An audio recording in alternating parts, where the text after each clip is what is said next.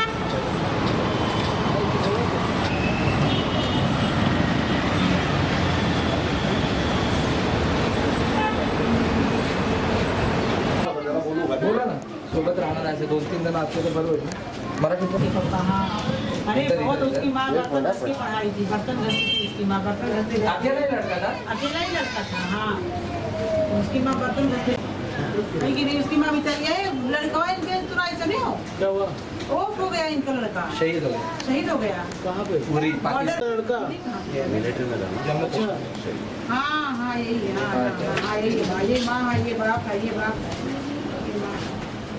ये देखो आपने जो आहे का दुकान वाला कोण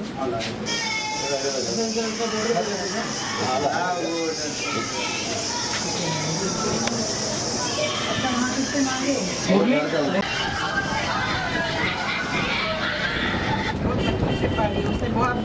थोड़ा ऐसे मोबाइल कर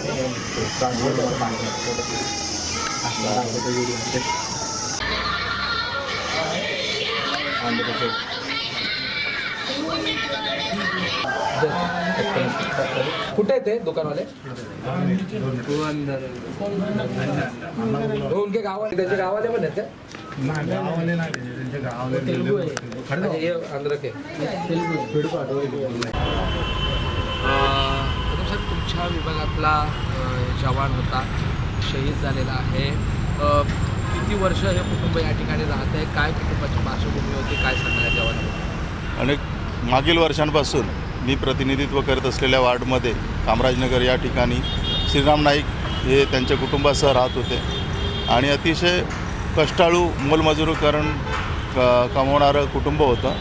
गरीब घरातील हा मुलगा होता. लहानपणापासून अतिशय चंचल होता, खूप मेहनती होता. आता 26 वर्षाचा आहे तो आणि कालच रात्री 9 तारखेला आजच्या पहाटे सकाळी 3 वाजता तो उरी या काश्मीरच्या आणि पाकिस्तानच्या सीमेवर लढताना शहीद झाल्याची माहिती मिळाली.